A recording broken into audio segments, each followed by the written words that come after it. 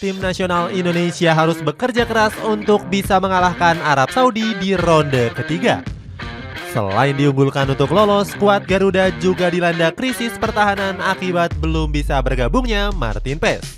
Alasannya kiper dari FC Dallas ini terlambat didaftarkan sehingga debutnya harus tertunda. Paes dilaporkan baru bisa dimainkan pada pertandingan menghadapi Australia. Cetak gol coba merangkum keuntungan besar Arab Saudi menghadapi tim nasional Indonesia sebagai berikut.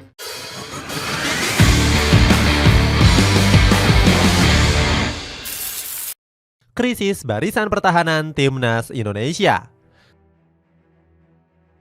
Lini pertahanan Timnas Indonesia sempat mendapatkan kabar baik dengan peluang besar Jordi Amat bermain. Bek Johor Darul Tazim ini sudah menjalani akumulasi kartu di laga kontra Filipina. Nova Arianto selaku asisten pelatih mengatakan hanya Justin Hubner yang bakal absen di laga kontra Arab Saudi. Namun tim nasional Indonesia kembali mendapatkan kabar buruk menjelang ronde ketiga. Sintayong memastikan Jordi Amat bakal absen akibat menderita cedera. Cedera ini didapatkan saat sang defender bermain membela Johor Darul Tazim di Liga Malaysia. Jordi Amat terpaksa absen selama 4 pekan ke depan yang membuat dirinya absen di laga kontra Arab Saudi. Ditambah lagi Sintayong ogah memanggil Elkan Bagot. Padahal pemain kelahiran Bangkok ini sedang dalam performa bagus dalam membela Blackpool FC. Keputusan Sintayong mengesampingkan Bagot menjadi pro dan kontra di kalangan para fans. Banyak penggemar Garuda yang menilai coach Sintayong terlalu berani mengabaikan Bagot. Pasalnya timnas Indonesia sendiri nggak punya banyak pilihan komposisi yang mumpuni. Selain Jordi Amat, Justin Hubner juga dipastikan absen karena akumulasi kartu. Justinus Laksana mengkritik keras keputusan Coach Shin yang mengesampingkan Bagot. Pria yang akrab disapa Coach Justin ini menilai Sintayong ogah menurunkan egonya. Padahal Bagot sendiri nggak mengalami cedera dan selalu mendapatkan panggilan sejak tahun 2021. Sebenarnya Sintayong sempat kebingungan mengatur formasi sejak mengesampingkan Bagot. Saat itu Coach Shin memanggil Alveandra Dewangga untuk mengisi kekosongan. Coach Justin menyarankan Sintayong untuk bisa mengetahui perbedaan budaya Barat dan Asia. Menurutnya budaya mengesampingkan pemain nggak cocok diterapkan di Asia. Belum bisa diperkuat kiper kelas Eropa. Selain krisis lini pertahanan, timnas Indonesia juga masih belum bisa diperkuat oleh Martin Paes. Kiper FC Dallas ini absen menghadapi Arab Saudi karena namanya belum didaftarkan ke AFC. Skuad Garuda harus mendaftarkan para pemain paling lambat 1 bulan sebelum pertandingan. Pasukan Sintayong akan menjamu Arab Saudi di tanggal 5 September nanti. Sedangkan sidang FIFA kepindahan federasi dari KNVB ke PSSI selesai di tanggal 18 Agustus. Sehingga pada tanggal 5 Agustus PSSI telah mendaftarkan para pemain ke pihak AFC. Meski nggak bermain, Martin Paes tetap dibawa oleh Sintayong untuk berangkat ke Arab Saudi.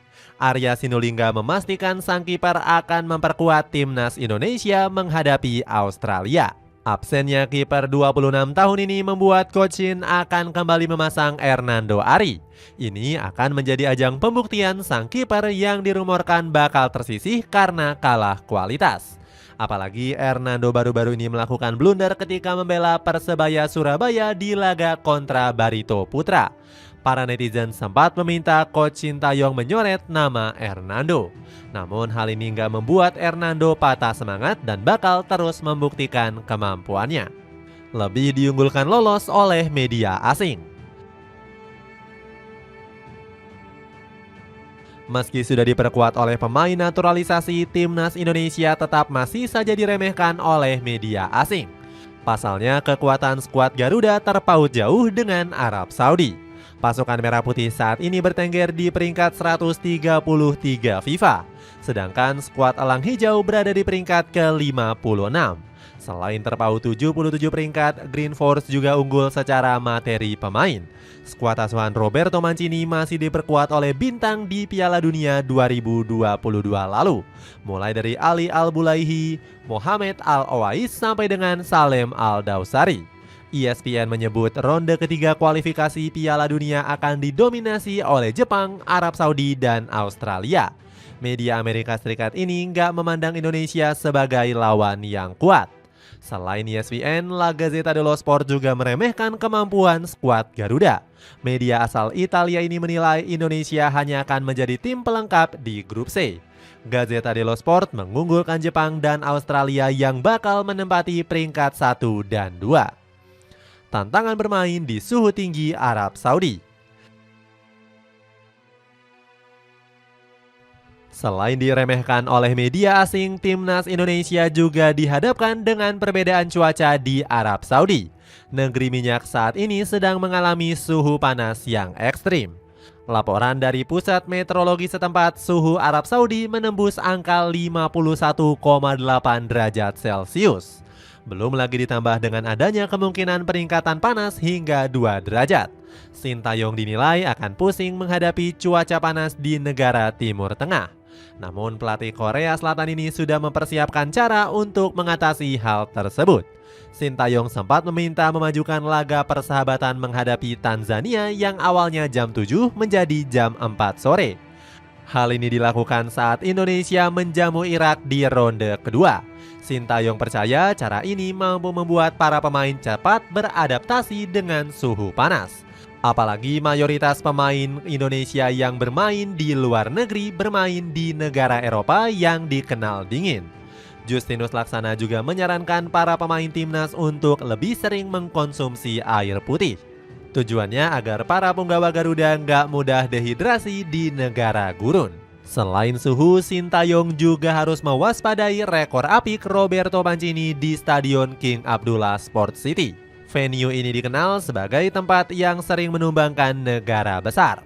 Sejak pertama kali dibuka di tahun 2014, Arab Saudi nggak pernah menerima kekalahan ketika bermain di stadion tersebut. Bahkan di era Roberto Mancini, Arab Saudi tercatat sudah menang 10 kali. Selain itu, timnas Indonesia juga harus dihantui oleh rekor buruk kala berhadapan dengan skuad Elang Hijau. Skuad Garuda hanya berhasil meraih 1 hasil imbang dari 12 pertandingan yang dijalani. Selain itu, pasukan negeri minyak juga lebih diunggulkan karena punya persiapan yang lebih panjang. Taktik sulit ditebak Roberto Mancini. Selain dipusingkan dengan cuaca, Sintayong juga harus mewaspadai skema taktik Roberto Mancini. Di level klub, Allenatori asal Italia ini berhasil membawa Inter Milan menjadi juara Serie A. Nggak hanya itu, Mancini juga berhasil membawa Manchester City meraih gelar Premier League. Di level internasional, pelatih kelahiran Jesse ini juga sukses memenangkan gelar Euro 2020 bersama Italia. Arrigo Sacchi memuji Italia yang bermain lebih menyerang sejak diasuh Mancini. Padahal selama ini Italia dikenal dengan taktik pertahanannya yang sangat kokoh.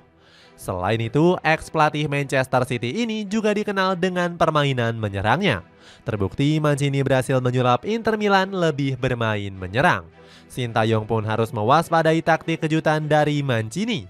Mantan pelatih Galatasaray ini diprediksi akan mengandalkan permainan tim ketimbang individu. Apalagi Mancini nggak segan-segan merotasi pemainnya.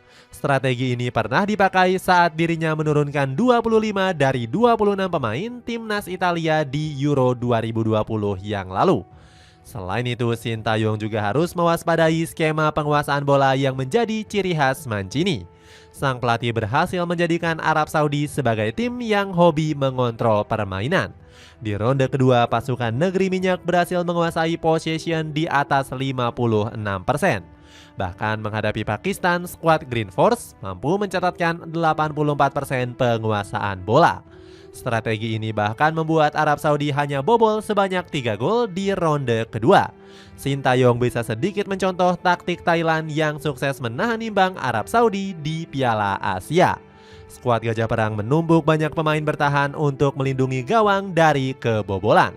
Hasilnya dari 17 tembakan Arab Saudi nggak ada satupun yang berbuah gol. Itulah ulasan keuntungan besar Arab Saudi menghadapi timnas Indonesia.